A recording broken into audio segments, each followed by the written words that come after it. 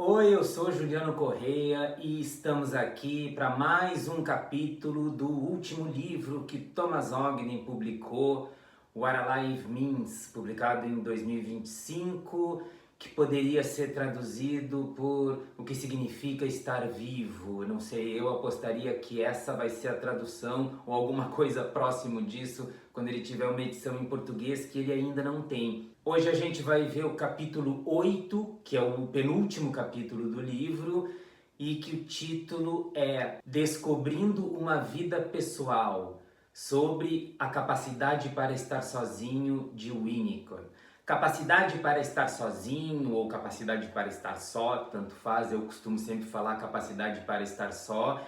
É um artigo do Winnicott e nesse capítulo o Ogden faz uma análise e um estudo desse artigo. Eu brinquei, acho que quando a gente começou essa série de capítulos aqui do livro do Thomas Ogden, que eu deveria ter visto esse livro antes de eu ter gravado aqueles episódios que eu chamei de Trilogia da Solidão, que tem um episódio ali sobre a capacidade para estar só. E eu lembro que eu fui ver que ele tinha lançado esse livro, fui ver que tinha esse artigo aqui que a gente vai ver hoje nesse livro, um pouco depois que eu já tinha gravado aquele episódio. Mas assim, aquele episódio que eu gravei era sobre o conceito. Esse capítulo do Ogden é sobre especificamente o artigo do Winnicott. Claro que eu me baseei muito no artigo do Winnicott, então vão ter coisas repetidas. Mas é claro que também vão ter coisas muito novas, porque a análise do Ogden ela é sempre muito rica, sempre faz a gente pensar coisas diferentes. É uma análise bem minuciosa, como ele tem o costume de fazer com outros artigos, em outros livros dele. Nesse próprio livro tem outras análises que a gente ainda vai ver. Tanto que uma coisa curiosa, que logo no início desse capítulo tem uma nota de rodapé, onde ele diz que esse artigo é o 15º de uma série de leituras criativas, que é como ele chama, de contribuições psicanalíticas seminais. E aí ele coloca artigos de Freud, Bion, Winnicott, Fairbairn, enfim. Como eu disse, esses capítulos, esse tipo de estudo que ele faz de análise assim de artigos, eu gosto muito porque são muito ricos. E hoje a gente vai ver esse aqui. O texto do Winnicott, a capacidade para estar só, ele é todo subdividido. Eu acho que nem daria para a gente falar que ele é subdividido em capítulos. São mais itens. Vários textos do Winnicott são assim, itens às vezes bem curtos, às vezes é um parágrafo só. O capítulo do Thomas Ogden, ele também é subdividido, mas ele não obedece às subdivisões do artigo do Winnicott, ou seja, ele não segue os títulos que o Winnicott coloca e nem a quantidade de subdivisões. Mas ele vai seguindo exatamente todos os tópicos que o Winnicott aborda no artigo. E nós aqui vamos seguir exatamente parágrafo por parágrafo o capítulo do Ogden. Eu sempre repito nessa série aqui que a gente está fazendo que não é uma tradução, seria muito grave pensar que é uma tradução, basicamente porque eu não sou um tradutor, eu vou contando tudo que tem no capítulo, tudo que o Ogden fala nesse capítulo. Contando e vou inserindo meus comentários, as coisas que eu penso, tento me controlar para não atrapalhar, mas no fim das contas é inevitável que eu vá fazendo um ou outro comentário. Então vamos lá, capítulo 8, Descobrindo uma Vida Pessoal, sobre a capacidade para estar sozinho de Winnicott.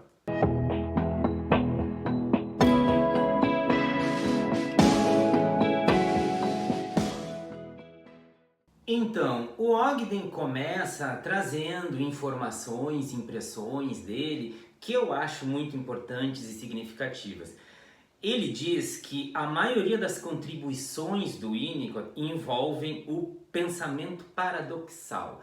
Isso daqui é uma coisa muito importante na obra do Winnicott e eu particularmente tenho muito interesse por esse uso do paradoxo que o Winnicott faz. A gente vai falar sobre isso aqui, eu não vou prometer quando, mas a gente vai abordar esse tema de Winnicott e o paradoxo. Só vamos ter que esperar um pouquinho.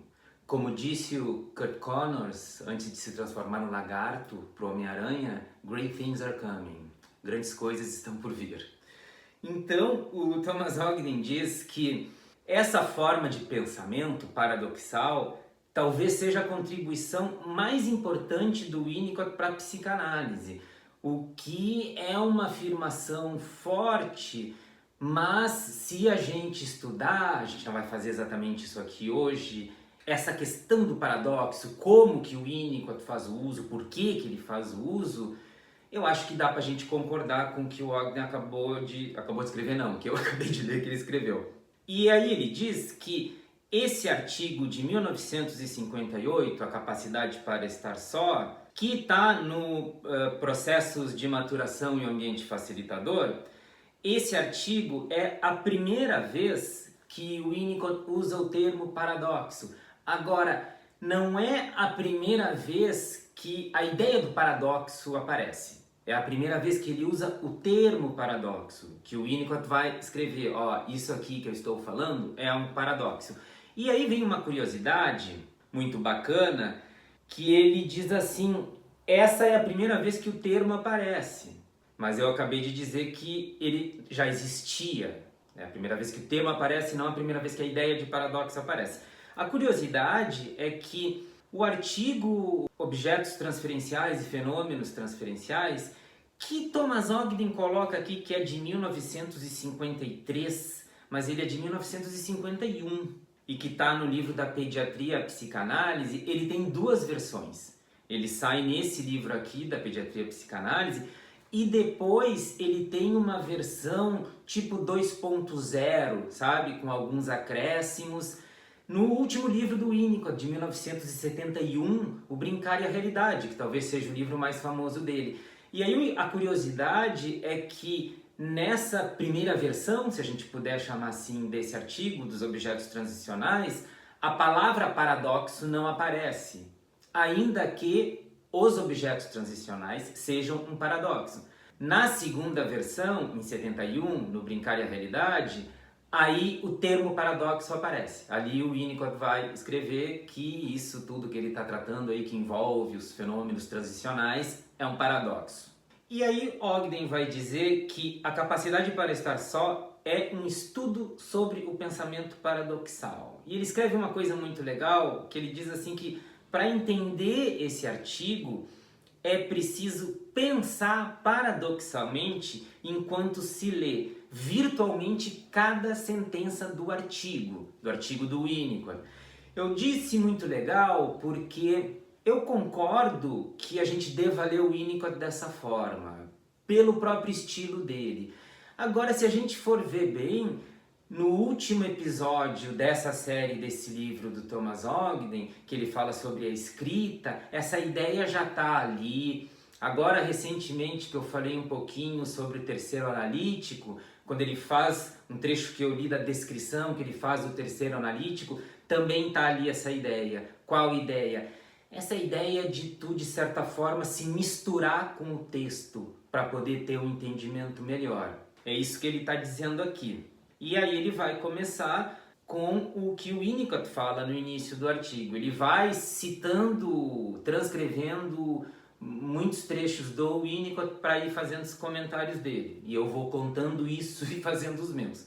Então, o Winnicott começa o artigo A Capacidade para Estar Sozinho, supondo que a capacidade para estar sozinho é um dos mais importantes sinais de maturidade no desenvolvimento emocional.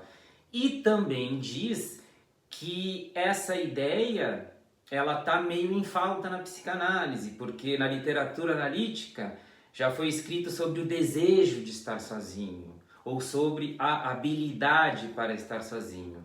Mas a discussão dos aspectos positivos da capacidade para estar só, ela está atrasada. Aqui a gente já tem um primeiro ponto importantíssimo. O Winnicott não está falando de um desejo de estar sozinho ou de uma habilidade para estar sozinho, mas sim de uma capacidade para estar sozinho. Por isso que ele também diz que essa capacidade é um dos sinais mais importantes de maturidade emocional. E a outra coisa é que no meio da frase, quando ele diz isso, ele fala que não tem, que está atrasada na psicanálise, a discussão dos aspectos positivos da capacidade para estar sozinho. Isso assim, rapidinho, é interessante, importante, porque a questão de estar sozinho, se a gente pensar num desejo ou numa habilidade para estar sozinho, eu acho que geralmente a gente colocaria mais para um lado negativo. Um desejo de estar sozinho, de se isolar, então não sei, de repente a pessoa está deprimida, ou uma habilidade para estar sozinho, então tu não quer estar com as outras pessoas, tu não quer socializar. Eu sei que dá para pensar milhares de coisas, mas eu acho que a gente iria mais para esse lado negativo. E já de início o Winnicott está deixando claro, não, a gente está tratando dos aspectos positivos. É uma capacidade. E ele vai dizer também que é uma capacidade que vai ser conquistada. E como ele já disse, já de início aqui, é um alto grau de maturidade. Aí o Ogden faz a primeira subdivisão do capítulo dele. Eu vou ir falando os títulos dessas subdivisões que ele vai fazendo para a gente ir se situando. Então, a primeira, que é tudo tema que o Winnicott está tratando no artigo dele, só às vezes não é títulos de itens que o Winnicott vai separar no artigo. Então, ele faz a primeira subdivisão aqui, relacionamento de 2 e 3 corpos. E aí ele fala que o Winnicott vai tentar localizar a capacidade para estar só em relação a esses relacionamentos de 2 e 3 corpos. Fica estranho, né? Eu não sei como que vão traduzir isso aqui, mas a ideia é essa, relacionamento de 2 e 3 corpos, é isso que está aqui. Mas o que significa isso? Bom, o relacionamento de 3 corpos, e isso aí não sou eu que estou falando, tá? É o próprio Winnicott que coloca como exemplos, é o complexo de Édipo, o grande exemplo, o estágio dominado pela relação de 3 corpos. Acho que não precisa grandes explicações em relação a isso. Não que o complexo de Édipo seja um conceito simples, ele não é. Mas o Édipo se configura em quê? É aquilo que a gente chama do triângulo edípico. Pai, mãe, a criança. Não necessariamente tem que ser o pai, a mãe, a criança, mas é um relacionamento de 3. As figuras, essas 3 figuras, ou funções, se a gente quiser, materna, paterna e a pobre da criança, que é quem vai ficar de fora dessa confusão aí. Mas esse seria o relacionamento de 3 corpos. Relacionamento de 2 corpos, aí tem como exemplo aqui a posição depressiva da Melanie Klein.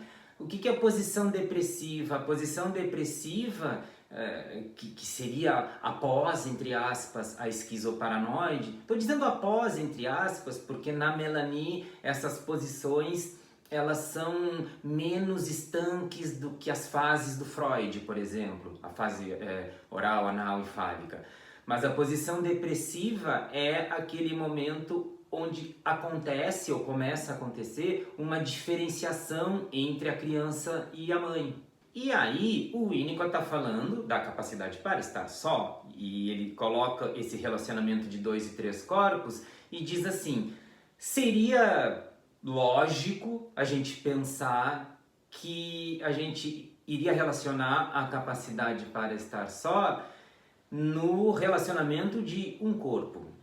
É até estranho falar relacionamento de um corpo, mas o que ele está dizendo? O narcisismo.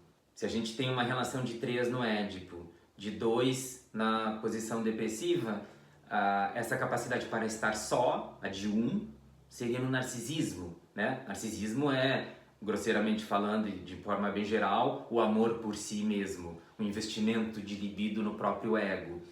Só que aí o Winnicott vai dizer que não, o que é super interessante. Ele vai dizer que isso, essa concepção da relação de um corpo, não poderia ser feito sem uma grande violação de muito o que se sabe através do trabalho analítico e da observação de mães e bebês. E aí o Ogden vai colocar a opinião dele, dessa recusa do Winnicott para associar a capacidade para estar só ao narcisismo, a esse relacionamento de um corpo. E aí ele escreve assim, na minha opinião, a rejeição de Winnicott de uma relação de um corpo só é a sua maneira de insistir que o bebê nunca está sozinho, que ele insiste nisso mesmo.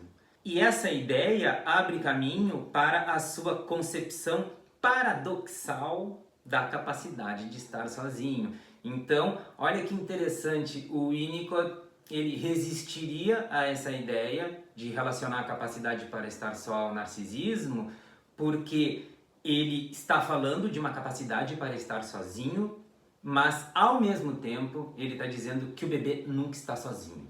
Aí a gente já começa a entender e já entra com tudo nessa ideia paradoxal do porquê que esse conceito, essa concepção do Winnicott é um paradoxo.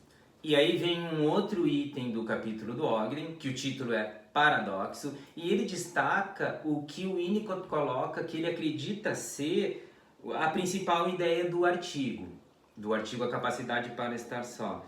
Então, o Winnicott escreve assim: o ponto principal dessa contribuição agora pode ser enunciado. Embora muitos tipos de experiência contribuam para o desenvolvimento da capacidade de estar sozinho, tem uma que é fundamental, e sem uma quantidade suficiente dela, a capacidade de estar sozinho não surge. Essa experiência é a de estar sozinho, como um bebê e uma criança pequena, na presença da mãe. Olha o paradoxo aí. Assim, a base da capacidade de estar sozinho é um paradoxo.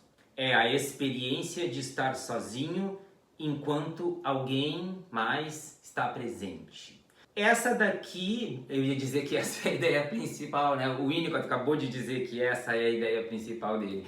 Mas é que assim, toda vez que a gente fala, toda vez que tu for estudar qualquer coisa sobre a capacidade para estar só, esse aqui é a primeira coisa que é dita, é a primeira coisa que é destacada e certamente é o que é repetido muitas vezes, que é a grande definição. Capacidade para estar sozinho é a capacidade de estar sozinho na presença de outra pessoa, no caso aqui da mãe.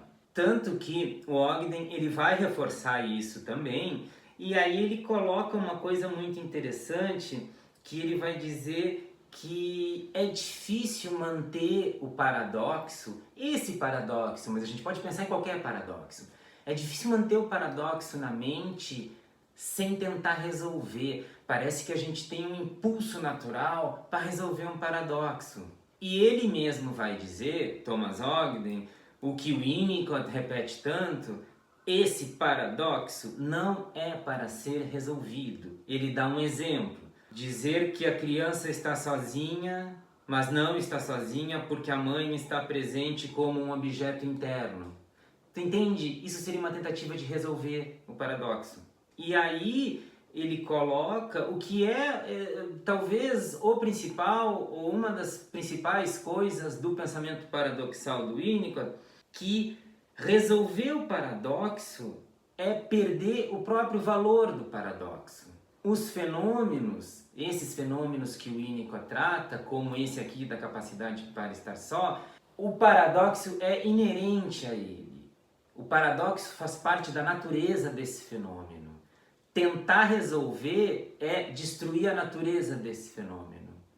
O paradoxo ele não é para ser resolvido, ele é para ser aceito. E eu já me adiantei um pouco, porque é justamente isso que aparece aqui no livro, que o Thomas Ogden pega a introdução do Brincar e a Realidade, de 1971, que tem vários artigos que vão puxar esse tema paradoxal, esse tema do paradoxo, mas que é onde eu falei que tem aquela segunda versão do artigo Objetos Transicionais e Fenômenos Transicionais. E na introdução desse livro, o Ogden cita aqui, o Winnicott escreve assim: a minha contribuição é pedir para um paradoxo ser aceito e tolerado e respeitado, e não para ser resolvido. Através da fuga para um funcionamento intelectual, é possível resolver o paradoxo. Mas o preço disso é a perda do valor do paradoxo em si. Ou seja, só me adiantei para falar em outras palavras isso que o Winnicott coloca aqui na introdução do Brincar e a Realidade. E aí ele cita a elaboração do Winnicott da sua concepção do paradoxo, envolvido na capacidade para estar só. O Winnicott diz assim: aqui está implícita uma relação bastante especial, aquela entre o bebê ou a criança pequena que está sozinha e a mãe, ou substituta da mãe, que está de fato presente de forma confiável, mesmo que representada por ora por um berço, um carrinho de bebê ou pela atmosfera geral do ambiente imediato. Isso aqui lembra o objeto transicional. A mim lembra, não sei se a ti lembra, a Ogden vai lembrar também, já já ele vai falar disso. Mas aqui, quando o Winnicott fala isso, ele está colocando uma ideia da mãe estar presente de forma confiável e ao mesmo tempo ela está ausente. Isso que é o maluco, mas isso que é o legal, isso que é o rico dessa concepção do Winnicott. Aí Ogden escreve esse parágrafo, que eu vou ler ele inteiro, que é muito bom, que ele diz assim: por que é importante ter em mente que a mãe que está presente não faz parte de uma relação objetal interna, mas sim está presente ou simbolicamente presente em partes do mundo externo, na forma de um carrinho de bebê ou do ambiente em geral. Ele está perguntando isso. Tu entende porque o que o Winnicott disse e o que o Ogden está questionando aqui agora é que o Winnicott ele não está falando de uma internalização do objeto, porque o objeto transicional não é isso. O Ogden, nesse livro, ele tem um outro capítulo que é a análise, tipo essa aqui que ele está fazendo, do artigo do Winnicott sobre objeto transicional. Eu até assumo o compromisso aqui que o próximo dessa série a gente vai fazer desse capítulo. Mas a gente já falou alguma coisa aqui no canal sobre objeto transicional. Objeto transicional não é nada de internalização de objeto, dessas coisas. Então, o Ogden está se perguntando por que é importante a gente ter em mente que não é uma internalização.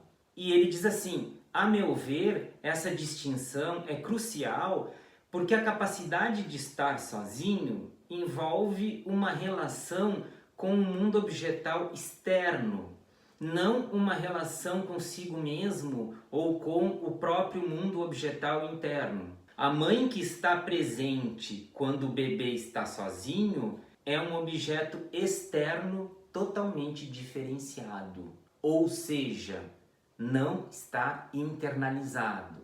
Essa ideia de estar sozinho e acompanhado ao mesmo tempo, ela não é internalização do objeto, não é isso que está sendo dito aqui. E aí, na sequência, no parágrafo seguinte, ele vai fazer a relação com o objeto transicional, que o Winnicott deixa essa bola picando ali para a gente chutar. Ele escreve assim: este paradoxo está intimamente relacionado ao paradoxo subjacente à relação com os objetos e os fenômenos transicionais, que são simultaneamente criados e descobertos. Aí a gente tem um paradoxo do objeto transicional. A boneca com a qual a menina está brincando é, paradoxalmente, um bebê de verdade e um bebê de faz de conta. Perguntar a ela se a boneca é real ou de faz de conta seria interromper sua experiência de brincar. Olha só que rico isso. Rico no sentido de importante. Perguntar se a boneca é de verdade ou de faz de conta, tu estraga a experiência do brincar.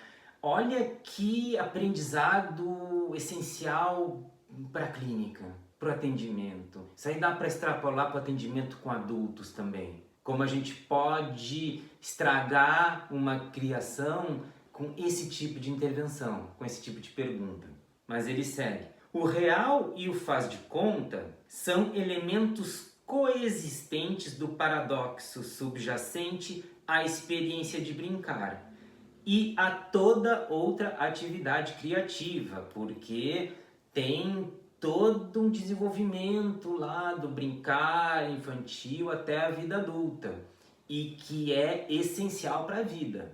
Aí Ogden vai para outro item chamado de relacionamento com o ego e ele transcreve outro trecho do Winnicott que diz assim: pessoalmente, gosto de usar o termo relacionamento com o ego em conexão com a capacidade de estar sozinho, o que é conveniente porque contrasta claramente com a palavra, ou a expressão no caso, relacionamento com o id. o que é uma complicação recorrente no que poderia ser chamado de vida do ego. E aí o Ogden diz que sempre se surpreende quando o Winnicott escreve, e várias vezes eu diria que ele escreve assim, quando ele escreve usando esses termos, super termos, digamos assim, esses conceitos metapsicológicos freudianos, como ele usa aqui o id, o ego no caso. E aí ele vai dizer que ele se surpreende porque o próprio pensamento do Winnicott adiciona uma nova dimensão à metáfora desse modelo estrutural composto por id, o superego e tal. E ele diz que o Winnicott muda o foco da investigação analítica de um estudo da interação entre id, ego, superego e realidade externa, que é o rolo todo que tem se a gente pegar a estrutura do Freud da segunda tópica, para uma investigação sobre as maneiras pelas quais alguém se torna um ser com a sensação de ser inteiro, vivo, real, imaginativo e pessoal. O que, um parênteses, eu diria, esse é o objetivo da análise. Mas enfim, vamos voltar. As maneiras pelas quais alguém se torna um ser dessa forma são inexprimíveis nos termos do modelo estrutural freudiano, ele está dizendo. O foco do Winnicott está na experiência sempre desdobrada de se tornar, de vir a ser, que é fundamentalmente uma experiência da interação paradoxal da subjetividade. Aí ele vai dizer também que o Winnicott cria uma nova linguagem que complementa a linguagem do Freud, do modelo estrutural, e ele escreve uma coisa que eu achei muito interessante, assim, lendo, né, na ordem, nessa parte eu fiquei meio assim, mas será que é isso mesmo? Porque ele diz que o Winnicott não rejeita o modelo topográfico da mente, o modelo topográfico da mente o do Freud, e de ego superego, mas modelo topográfico principalmente o que eu estou pensando, e que o Ogden colocou aqui também, é o da primeira tópica, sabe? Inconsciente, pré-consciente, consciente. Ele diz que o Winnicott não rejeita esse modelo, ele adiciona conceitos paradoxais para o pensamento que está sublinhando esse modelo que é linear, sequencial, de causa e efeito. A gente já viu aqui o capítulo desse livro do Ogden que ele fala sobre essa questão do tempo na psicanálise, que é muito interessante. Tudo isso aqui que ele está falando está perfeito. O que eu fiquei pensando, será que eu falei, é do Winnicott não rejeitar o conceito topográfico. O que ele não rejeita, assim, no sentido que ele fala muitas vezes, ele cita de fato muitas vezes. Eu fiquei lembrando muito daquela carta que tem no livro do Winnicott, o livro de correspondências, o gesto espontâneo, que são cartas que o Winnicott escreveu para um monte de gente e tal. E tem a carta que ele manda para Anna Freud, que, de uma maneira bem humorada até, ele faz uma grande crítica à metapsicologia freudiana, que ele escreve uma coisa mais ou menos assim. Ele se pergunta se é só ele que acha que quando a gente está discutindo esses conceitos metapsicológicos, a gente está, enfim, usando um monte de palavra chique, difícil e fingindo que a gente está entendendo, quando na verdade ninguém está entendendo nada. Sabe, brincadeira assim, é um exagero, mas eu acho que isso exprime muito bem a opinião dele, ou o posicionamento que ele tinha em relação a essas questões. Claro, isso daí a gente já vai para um outro assunto.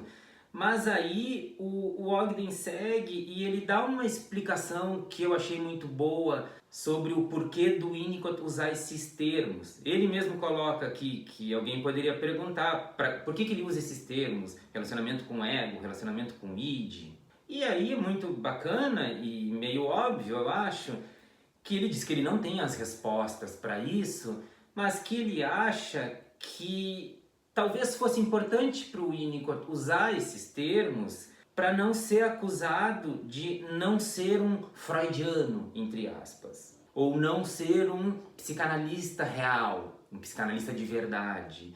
E aí ele dá exemplos aqui da Melanie Klein também, E a gente poderia citar vários outros, eu acho, que mesmo falando coisas diferentes, tendo ideias novas, fazendo coisas diferentes do que o Freud fazia, usavam os mesmos termos. A Melanie realmente é um ótimo exemplo, ele cita aqui o instinto de morte, mas usa os mesmos termos basicamente assim para continuar fazendo parte da turminha, senão daqui a pouco tu vai ser acusado, ó, tu tá fora, tu não é psicanalista, por isso que ele botou o freudiano aqui entre aspas. Então tu continua usando esses termos, mesmo que tu esteja falando alguma coisa diferente. Não tô falando que se deva fazer isso, tô dizendo que parece que é o que faziam e talvez a gente faça até hoje, muitos de nós.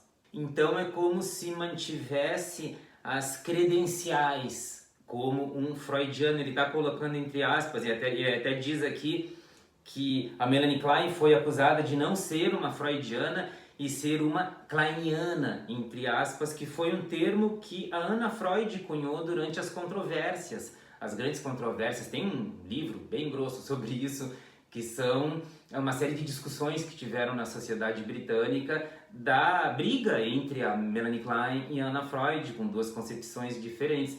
Engraçado a Anna Freud ter cunhado esse termo, né, ao que tudo indica, para desmerecer a Melanie Klein e pegou, né, porque tem um monte de kleiniano por aí e, enfim, a teoria da Melanie Klein triunfou, a da Anna Freud não. Mas o Ogden diz que isso aqui é uma mera especulação da parte dele. Eu acho que é uma especulação muito boa. Eu, pelo menos, acredito que tenha muito disso nos usos, falando aqui do Winnicott, que ele faz desses termos freudianos. Parece que é um tipo de preço a se pagar para ele poder continuar tendo o lugar que ele tinha. Aí ele vai dizer que quando a gente lê essa discussão do Winnicott sobre o relacionamento com o ego, a gente, o leitor, não deve apenas ler o Winnicott, mas também escrever o Winnicott, que tem a ver, antes lá no início, quando ele falou de ler paradoxalmente e tal. Eu acho que isso vale, como eu já falei, para todos os autores. Para o Winnicott eu acho que é muito. Eu acho que o Winnicott, inclusive, ele nos convida a escrever com ele, o que torna a leitura ótima e muito criativa, na verdade, ainda que ao mesmo tempo, paradoxalmente, né, torne muito difícil também. Então, o Ogden escreve que o Winnicott diz: o relacionamento com o ego refere-se à relação entre duas pessoas, uma das quais, pelo menos, está sozinha. Talvez ambas estejam sozinhas, mas a presença de cada uma é importante para a outra.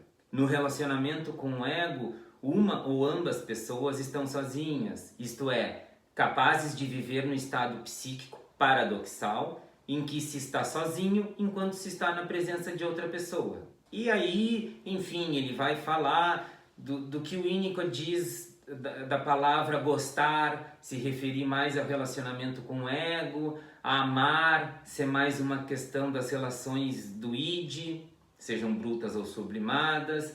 E o Ogden daí escreve que para ele parece implícito que o sentimento de amor tem um componente de desejo sexual maior do que a amizade. Mas a amizade envolve sua própria forma única de proximidade. Ele diz que o Winnicott nos dá uma pista em relação ao uso dos termos ego e id. E aí ele cita o Winnicott de novo, que diz: gostaria de lembrar como seria possível se referir à capacidade de estar sozinho em uma fraseologia psicanalítica já bastante batida. Aí o Ogden comenta: o uso do termo bastante batida sugere, mas apenas sugere, que ele considera as contribuições de Freud e Klein, que ele está prestes a discutir, como desgastadas e mal preparadas para lidar com os fenômenos envolvidos na capacidade para estar sozinho. Isso aqui é sensacional porque o que a gente acabou de falar, que o Winnicott usa os termos, talvez, né, o preço a pagar para pertencer à turminha e tal, mas ao mesmo tempo, delicadamente, se a gente lê talvez mais apressadamente, a gente nem percebe isso aqui, ele está, tipo assim, dando essa letrinha de que as contribuições, as ideias do Freud, da Melanie, elas não servem para discutir isso aqui. Ou seja, se a gente fosse ser bem direto e grosseiro, como eu vou ser agora, talvez a gente pudesse pensar que o Winnicott diria: ó, o que tem até aqui, que ele fala no início do artigo, não adianta, não dá sustentação porque eu quero falar.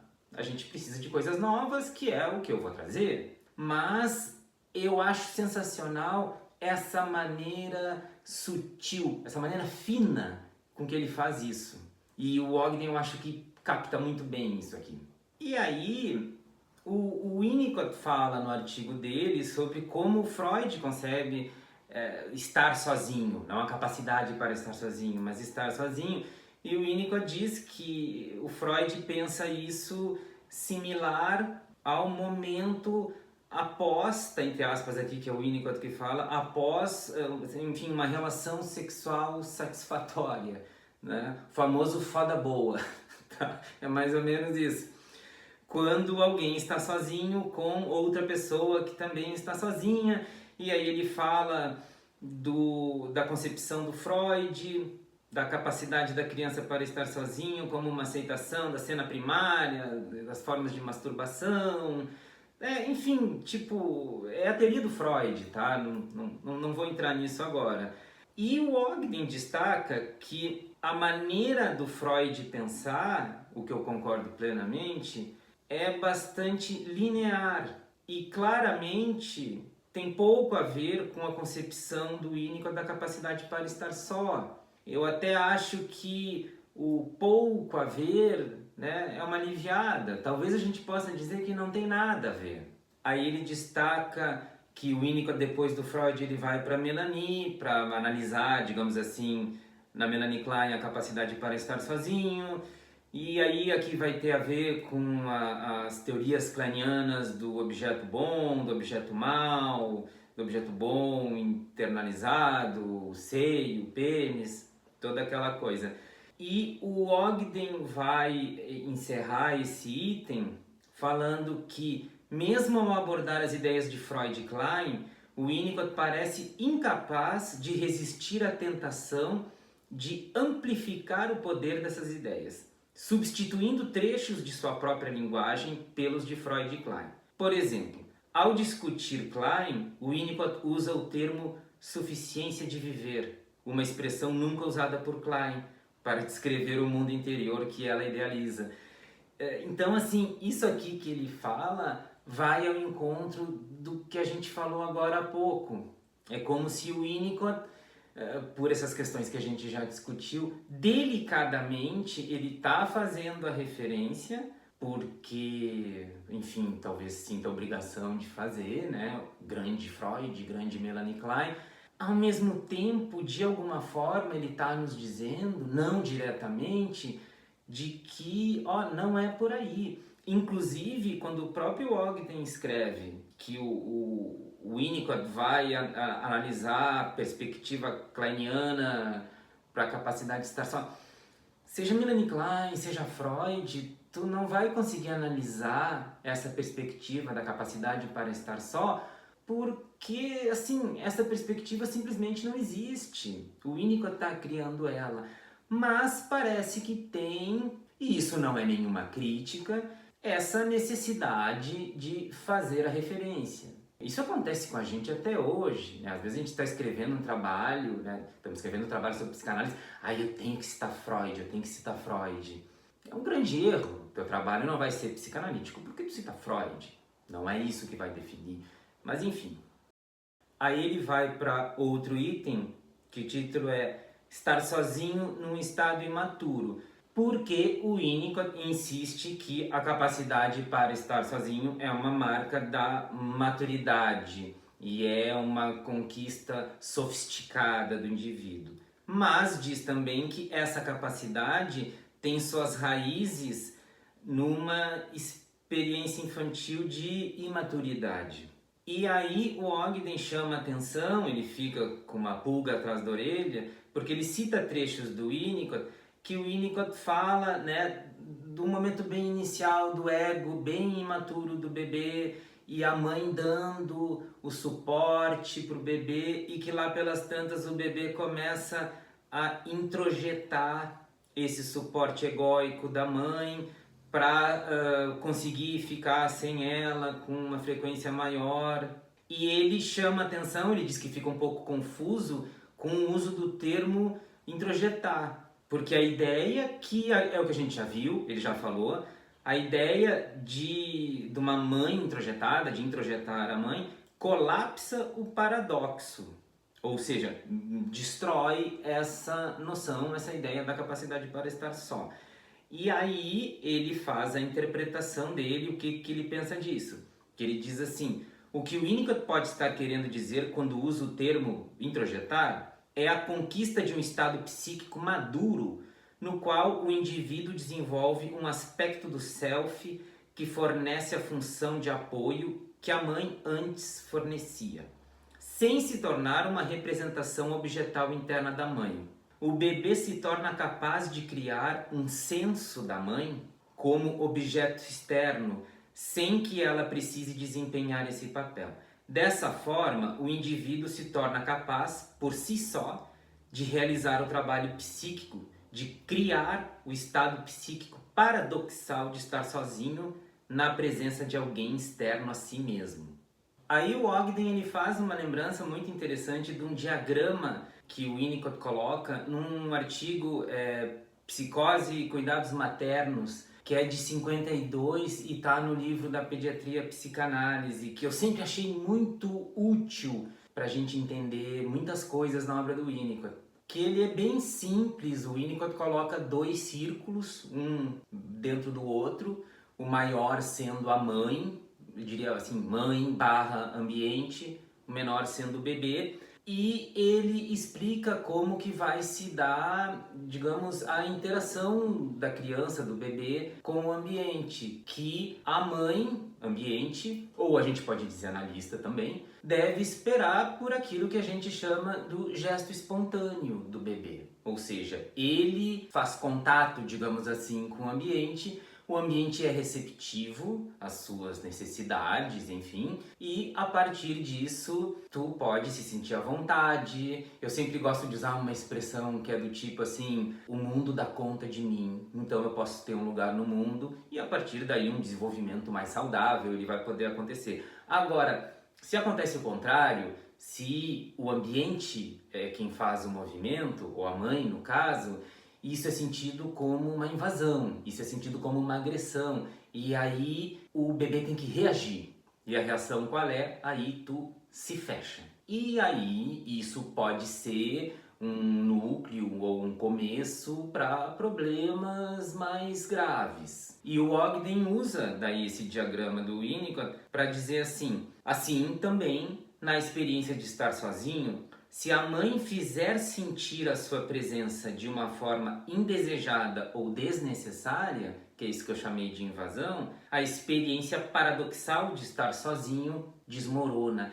Então, olha só que interessante, porque eu falei porque o Winnicott fala muitas vezes, e o Ogden falou aqui nesse capítulo, que o paradoxo não deve ser resolvido, ele deve ser aceito. Aqui a gente pode pensar que talvez seja até um pouquinho mais do que isso. Não só ser aceito, mas ser, digamos, cultivado, ser cuidado para que se mantenha esse paradoxo.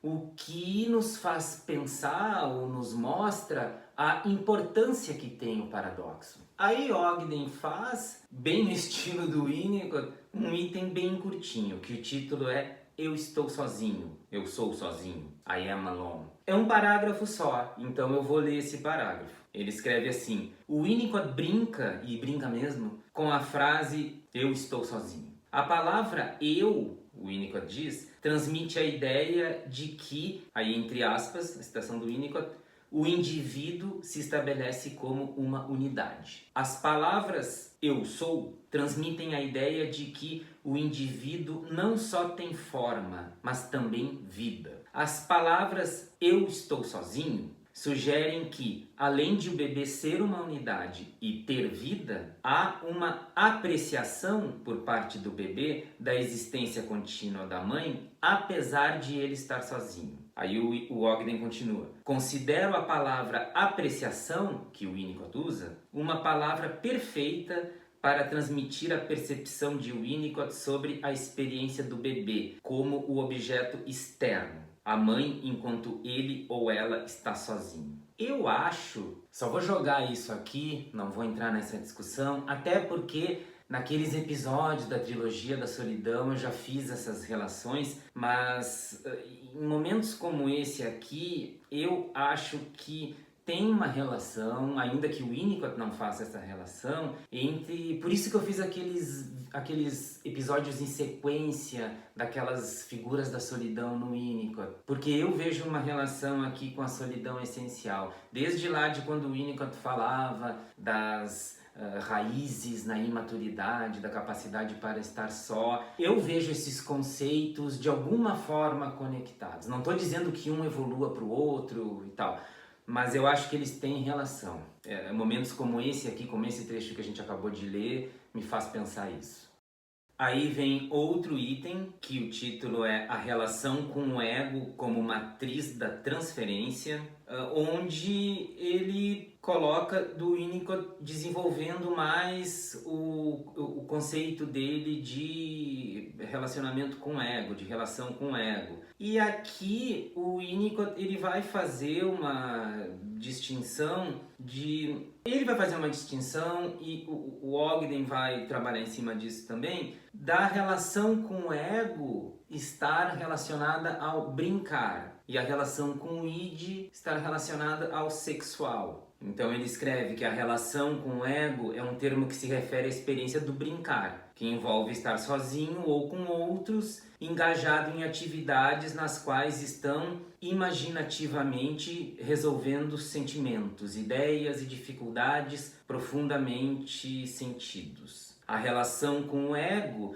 não é uma experiência de excitação ou desejo sexual, é a forma de relacionamento subjacente ao brincar sozinho ou com outra pessoa. A isso ele vai contrastar a relação com o id, que seria mais instintiva e teria mais a ver com a questão sexual. E nesse ponto da relação com o id, esse tipo de relacionamento não envolve a relação paradoxal que está associada à capacidade para estar sozinho. E o Winnicott ele vai dizer que a experiência da relação com o ego permite os impulsos do id serem experienciados como real e pessoal. Ele diz que esse adendo que o Winnicott faz, que eu acabei de falar, é crucial para a narrativa que o Winnicott está desenvolvendo. Os relacionamentos amorosos parecem reais e pessoais somente porque são construídos sobre uma base de relação com o ego, uma base na qual se experimentou estar sozinho na presença da mãe e leva essa experiência para a maneira como se vivencia o desejo sexual e os relacionamentos amorosos. E aí ele faz uma coisa interessante, que ele diz que ele fica intrigado do Winnicott falar que a relação com o ego é a matriz da transferência, porque ele diz que o Winnicott coloca essa ideia e não dá nenhuma explicação ao detalhe dela. Isso eu já falei outras vezes, que é bastante comum a gente ler nos artigos do Winnicott.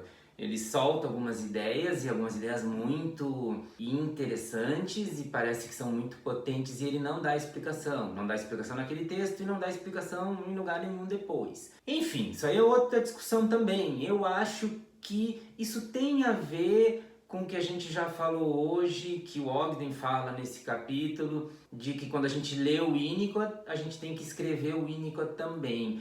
Acho que é diferente daquelas coisas que tem no Freud, por exemplo, que o Freud fala e não desenvolve, e as pessoas estão até hoje tentando descobrir o que é, criando teorias e tal. Eu acho que no Winnicott faz parte da maneira que ele coloca o pensamento dele. De qualquer forma, O Ogden diz que talvez o Winnicott tenha dito isso porque, numa situação analítica, paciente e analista, ambos estão sozinhos na presença um do outro. Ele destaca também o uso que o Winnicott faz da palavra matriz, que é o matrix, sabe, que nem no filme, que ele diz que é o latim para útero. E ele destaca isso para dizer que essa relação com o ego pode ser um envelope ou uma moldura na qual a experiência de transferência é gerada, experiência imaginativa na qual o presente está no passado e o passado está no presente. Ele não cita aqui, mas essa parte que eu acabei de ler, aqui está o conceito dele de terceiro analítico. Quando ele diz que essa relação com o ego pode ser uma matriz, ou um útero, como ele falou, da transferência, no sentido de ser um envelope ou moldura na qual a experiência da transferência é gerada, essa é uma forma que eu sempre pensei o conceito do próprio Ogden de terceiro analítico. Nunca usei essas expressões de envelope e moldura, mas eu sempre pensei no terceiro analítico como o palco onde os fenômenos analíticos, de uma análise vão acontecer. Ele diz que mais tarde no artigo o Winnicott vai clarificar essa diferença entre o relacionamento com o ego e o relacionamento com o id. Aí ele cita o Winnicott que diz: deixamos de lado algo vital se não nos lembrarmos de que a brincadeira de uma criança não é feliz quando complicada por excitações corporais e seus clímaxes físicos. Ou seja, a brincadeira da criança na saúde é uma forma de relação com o ego. Quando tem excitações eróticas, e o Winnicott fala isso em outro texto mesmo, se termina, vai para a ruína essa experiência do brincar. E aí ele diz que nesse pensamento paradoxal do Winnicott, da capacidade para estar sozinho, tem uma outra contribuição que ele está fazendo para a psicanálise, que é qual? Isso aqui é muito bom, muito importante. Que ele diz da psicanálise desenvolvida por Freud, Ferenczi, Melanie Klein, enfim, todos os outros, Balint, Fairbairn, Bion, é baseada na ideia de que existe um mundo interno e um mundo externo. E aí é engraçado que ele pergunta assim, quem queria objetar essa ideia? O que teria a mais, o que tem a mais do que um mundo interno e um mundo externo? E aí ele diz, não, o Winnicott faz objeção a essa ideia. E que objeção é essa? O Winnicott diz que existe um terceiro domínio da experiência. E aí nessa parte o Ogden vai falar disso. Que terceiro domínio é esse? Vou adiantar.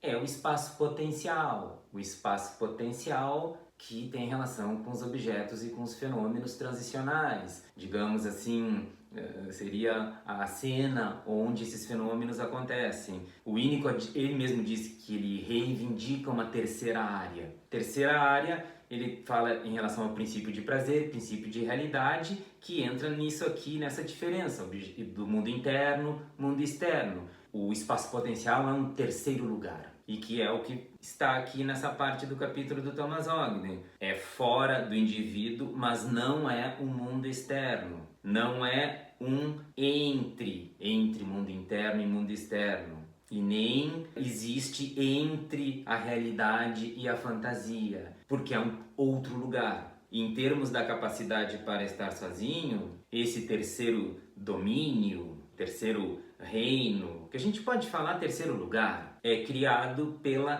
tensão paradoxal entre a experiência de estar sozinho e a experiência de estar com outra pessoa. O paradoxo envolve estar em dois lugares ao mesmo tempo. Olha só que maluco isso, mas o maluco que eu estou dizendo é, olha só que legal isso, que é o estar sozinho na presença de outra pessoa. Esse é o terceiro lugar onde nós vivemos. Um mundo no qual nós ganhamos vida de forma imaginativa, vivenciamos nossos sentimentos como reais e pessoais e nos envolvemos em brincadeiras e todas as outras atividades criativas. É bonito isso, né? Aí vem um outro item que o título é Vida de Ego, Vida do Ego. E aí o Ogden vai tratar que o Winnicott retoma a ideia, a discussão de que os impulsos do id só são significativos se eles são contidos pela vida do ego. Um impulso do id, por exemplo, o desejo sexual corporal por um objeto externo, tem valor para o indivíduo apenas na medida em que é experimentado no contexto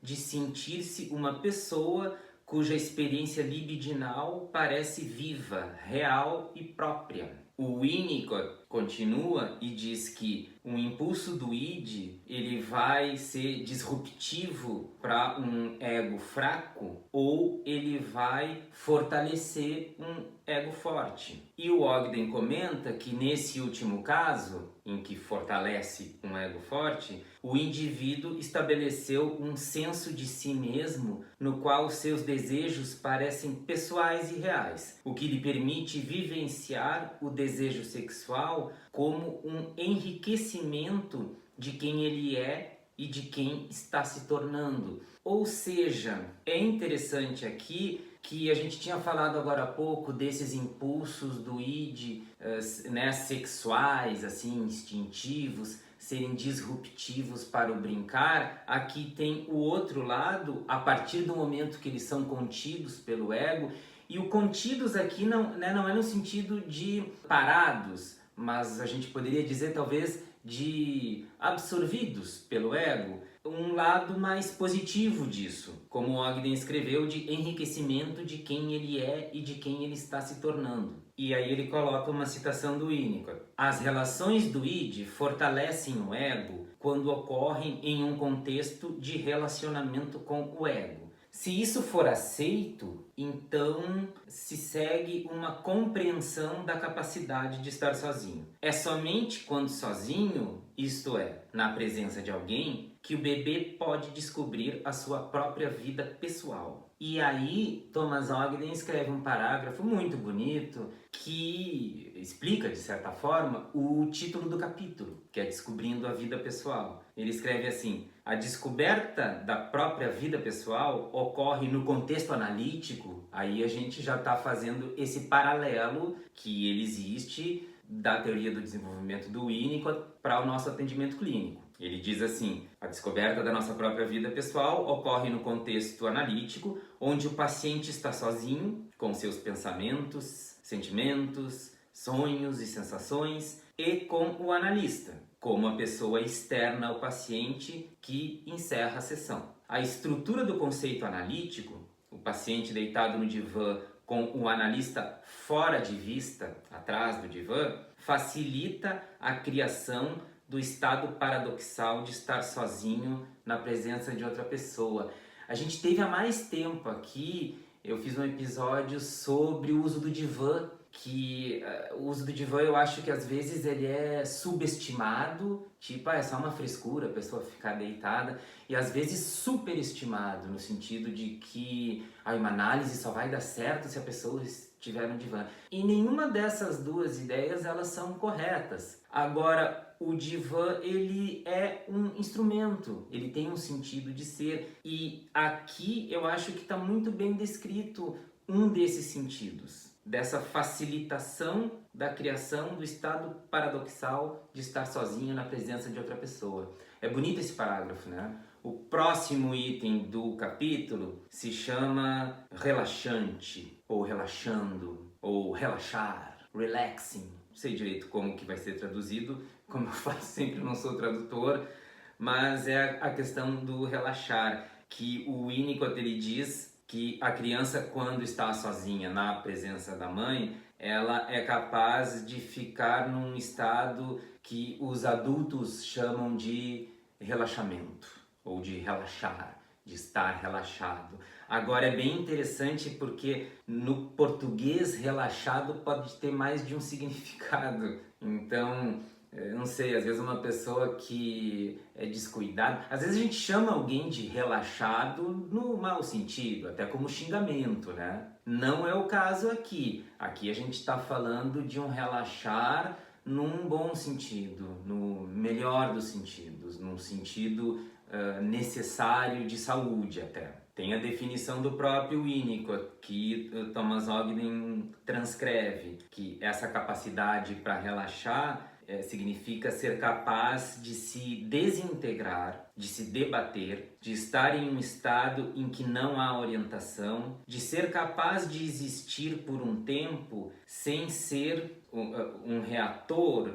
Na verdade, assim, sem reagir a um impacto externo, porque a reação, lembra lá, ele vai citar agora isso aqui de novo, do diagrama do Winnicott, quando o ambiente invade, a gente reage. Reagir nesse sentido não é uma coisa boa. Então, assim, capaz de existir por algum tempo sem reagir a um impacto externo, ou uma pessoa ativa com uma direção de interesse ou movimento. E aí, como eu já adiantei, o Ogden retoma o diagrama, aquele do Winnicott, do texto Psicose e Cuidados Maternos, para falar dessa capacidade de relaxar, que é só nessa circunstância que se consegue ficar relaxado, que a criança consegue ou pode criar a sua própria vida pessoal e está pronta para uma experiência do id. Por que está pronta para uma experiência do id? Porque pode ser abarcada pelo ego.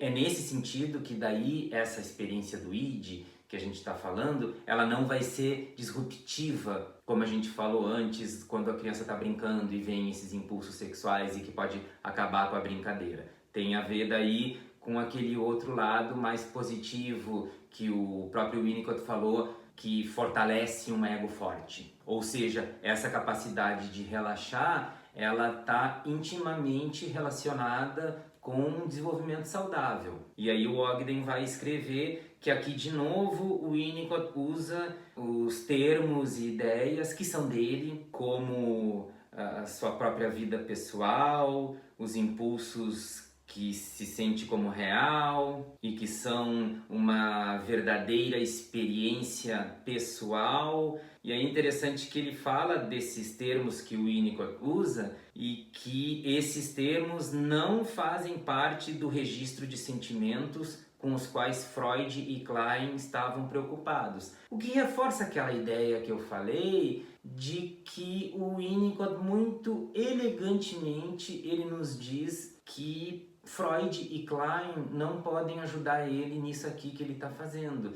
Nisso aqui, nesse artigo, agora, com certeza eu diria na teoria toda dele. Ele realmente está trazendo, está explorando, está criando, tentando criar alguma coisa nova e que em muitos momentos se afasta bastante dessas ideias clássicas de Freud e Melanie Klein.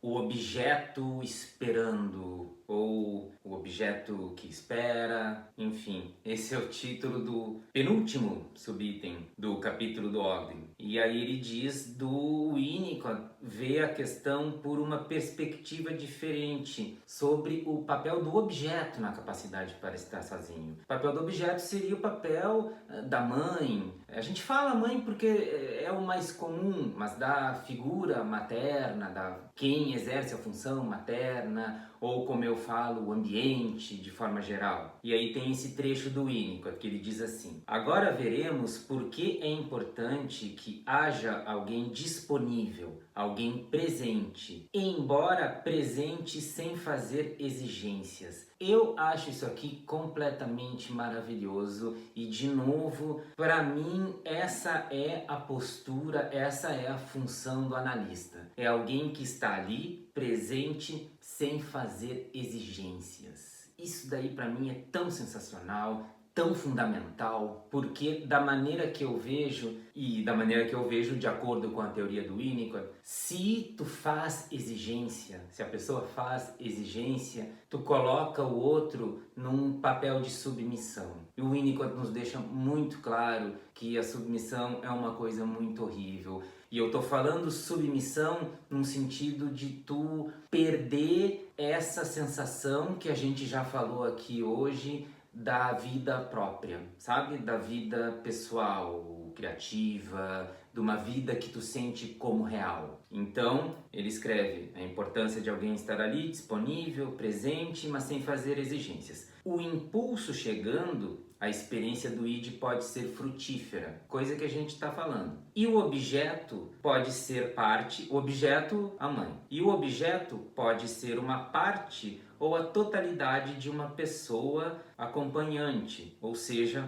a mãe. Ogden vai dizer que uma parte do papel da mãe nessa experiência da criança de estar sozinho é estar discretamente presente. Interessante essa expressão, né? Discretamente presente. A mãe que esteve presente, mas discreta, agora se torna um objeto de desejo da criança. E ele escreve colocando até um ponto de exclamação no final assim: que sorte para o bebê que sua mãe esteve lá, invisível, invisivelmente, discretamente, o tempo todo, para que agora ela possa ser descoberta como objeto de seu desejo. É bonito, né? Eu fico repetindo que é bonito, mas tem trechos tão bonitos aqui nesse capítulo. E é assim que os impulsos do id, quando chegam, aí eles podem ser frutíferos, eles podem ser bons, como a gente vem falando. Tem a frase do Winnicott que diz assim: é somente nessas circunstâncias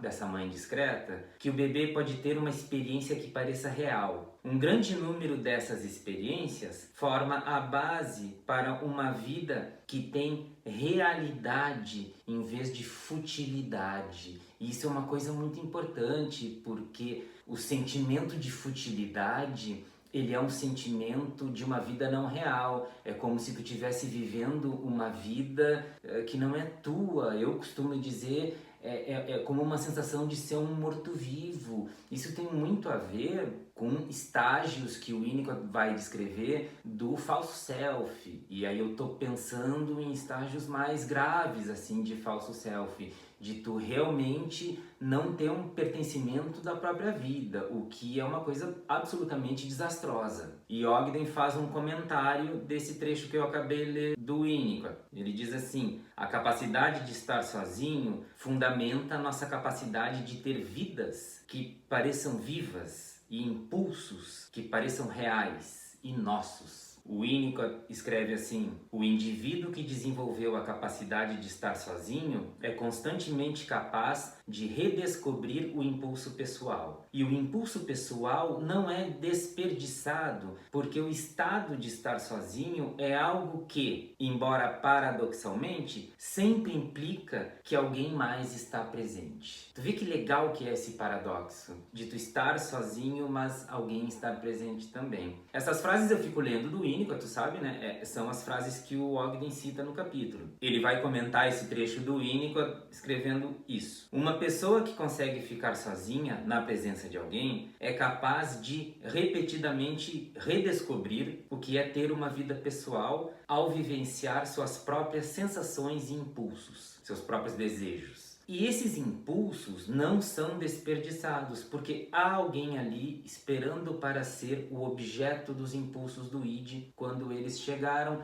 Ou seja, mais uma vez, esses impulsos do id, eles não vão ser disruptivos. É isso que eu tinha falado antes deles serem abarcados pelo ego, que aqui está escrito: não são desperdiçados, porque alguém está ali esperando para ser objeto. Aqui tem a ver também, isso aqui é a noção do Winnicott da mãe devotada comum, a mãe suficientemente boa, que não faz exigências e que está ali, que sempre esteve ali, ainda que o bebê esteja sozinho, esperando para ser o objeto dos impulsos do id quando eles chegarem, para que eles não sejam desperdiçados. Ele vai citar outro trecho do Winnicott, que ele diz que o Winnicott está revisitando um tópico que já trabalhou antes. O Winnicott escreveu assim: com o passar do tempo, o indivíduo é capaz de dispensar a presença física da mãe ou figura materna. Isso tem sido referido em termos como o estabelecimento de um ambiente interno. E aí o Ogden vai dizer que aqui a gente tem que escrever o Winnicott. de novo, né? Como ele já disse antes. Porque ele acha que de forma implícita está aqui a ideia de que a criança chega num ponto no qual a mãe, de fato, não precisa mais estar lá para a criança. A mãe se torna, e aí vem a citação do Winnicott, construída na personalidade do indivíduo. Então, se desenvolve a capacidade para de fato estar sozinho. E aí o Ogden diz que para ele a frase de fato estar sozinho não deve ser lida como uma indicação que o indivíduo superou a experiência paradoxal de estar sozinho na presença do objeto externo. A mãe real é substituída pela experiência de um ambiente interno, como outro alguém, o objeto externo, na capacidade paradoxal de estar sozinho. O, entre aspas, ambiente interno deve ser distinguido da mãe como objeto interno, porque antes ele tinha feito essa ressalva, que não era a internalização do objeto. Então é disso que ele está falando aqui. O ambiente interno deve ser distinguido da mãe como objeto interno, pois enxergar a mãe como objeto interno significa colapsar o paradoxo, como a gente já viu, subjacente à capacidade de estar sozinho. Então, é uma diferença que eu acho que ela é bem sutil, mas ao mesmo tempo ela é bem importante. Essa diferenciação de ambiente interno do que ter internalizado o objeto. E aí chegamos ao fim, o último item do capítulo, que o título é comentário final. E esses comentários finais dele aqui são uma porrada. É muito bom, é muito legal. A minha vontade é ler tudo. Não é longo, mas eu não vou ler tudo, mas vou ler boa parte. É que ele começa falando que, como ele já mencionou, esse é um artigo difícil. Esse o artigo do Winnicott. E ele é muito difícil, eu também acho difícil. Eu acho todos os artigos do Winnicott difícil. Eu acho todos os textos do Freud difíceis. Eu acho a psicanálise difícil. Eu não sei tu, eu quebro a cabeça para tentar entender as coisas. Na verdade, eu acho a nossa prática muito difícil. Parece fácil às vezes, né? Para quem olha de fora, porque parece que o trabalho não aparece. É só tu ficar sentado ali, ouvindo a pessoa, ela falar, tu fala uma coisinha ou outra e tal, e cobra uma fortuna no fim do mês. Mas assim, é que as pessoas não veem o que tem por trás disso, é muita dificuldade. E a teoria psicanalítica é uma teoria muito complexa. Eu acho super difícil. Então, concordo 100% que esse artigo do Winnicott realmente é um artigo difícil. Só para a gente ter uma ideia, esse capítulo do Ogden é curtinho, tem o que? Acho que 10 páginas aqui. Olha só o tempo que a gente fica nisso. Mas ele diz que ele acha muito difícil, em parte por causa do paradoxo, que, como ele já disse, fica difícil manter o paradoxo em mente sem resolver. Eu não sei se nesse tempo que a gente está aqui junto, tu não teve talvez esse impulso de tentar resolver esse paradoxo, porque eu acho que é normal que a gente tenha esse impulso. Só que o Ogden diz que não é só por causa disso que ele acha o artigo do Winnicott difícil. Uma outra dificuldade para ele é quando o Winnicott tenta justificar o pensamento paradoxal e o pensamento linear. E ele escreve assim: me parece um exagero dizer que um ambiente interno passa a desempenhar o papel do objeto externo, mãe, na capacidade para estar sozinho. É que ele vai começar a falar, ele vai falar um pouquinho só, dessa questão, isso que ele chamou de pensamento linear, da questão temporal da psicanálise. Que, como eu já disse, tem um capítulo nesse livro falando sobre isso e que a gente já tem um episódio aqui. E aqui nesse final ele vai trazer novamente esse assunto. Inclusive ele vai dizer as duas vezes, né, que ele recordou do diagrama do Winnicott, daquele artigo, e ele diz que ele se deu conta de que nada pode ser mais linear e não paradoxal do que um diagrama, né? Não sei, talvez a gente possa discordar disso, mas eu acho muito interessante essa dificuldade que ele está colocando, não só em relação ao paradoxo, mas em relação à linearidade, que é um tema que me interessa muito. Ele diz que ele não tem uma resposta para a questão que o Winnicott coloca, que a questão é a seguinte: chega um momento em que o bebê assume completamente o papel do objeto externo mãe, a presença real da mãe.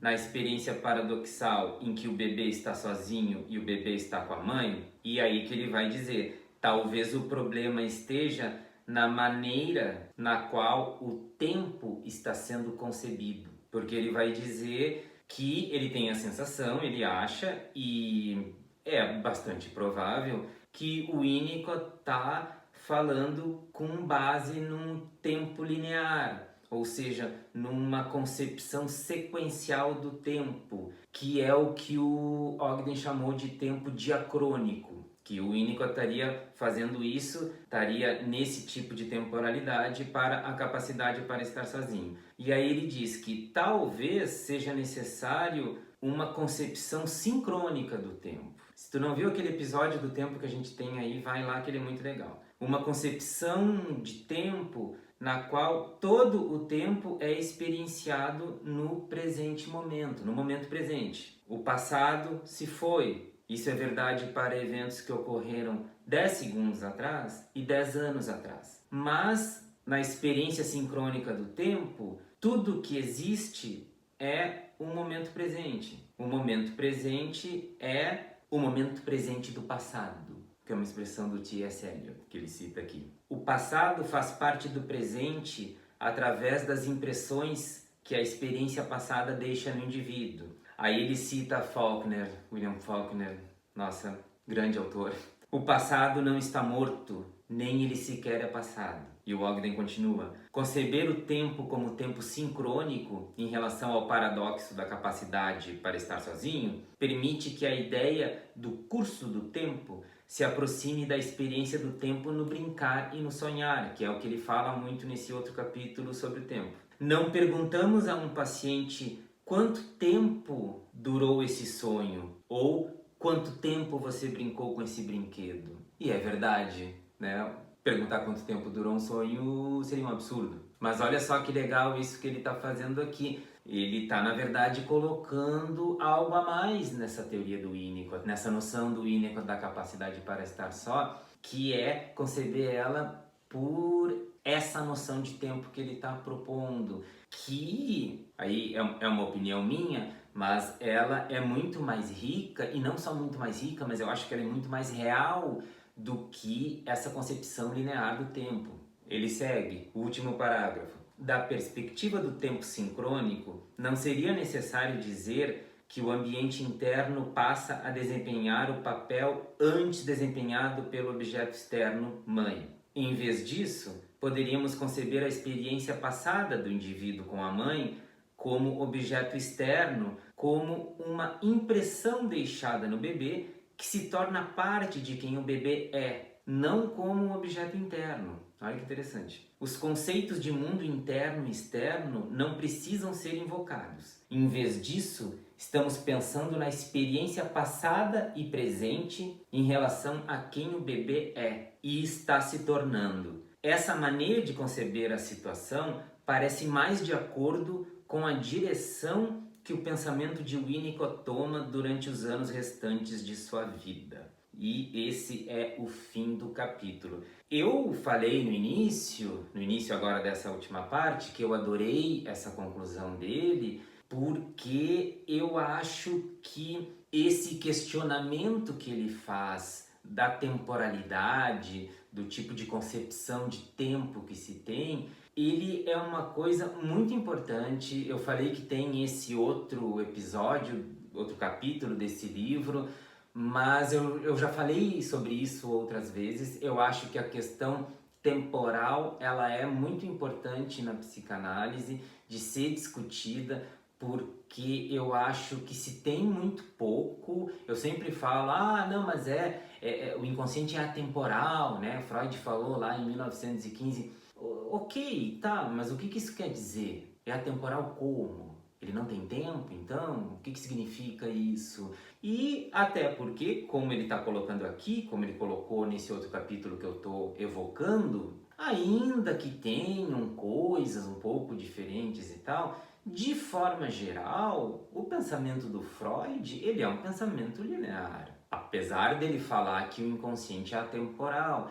E eu acho que essa linearidade, ela é um complicador, Por isso que eu acho que ele fechou esse capítulo com chave de ouro. Tu vê que ele não desenvolve toda essa questão, assim, ele não cria uma grande teoria em cima disso, mas ele chamar atenção e colocar como essa concepção de tempo diferente, ela poderia, não é só facilitar, mas talvez resolver problemas que a gente possa ter com esse pelo menos paradoxo winnicottiano.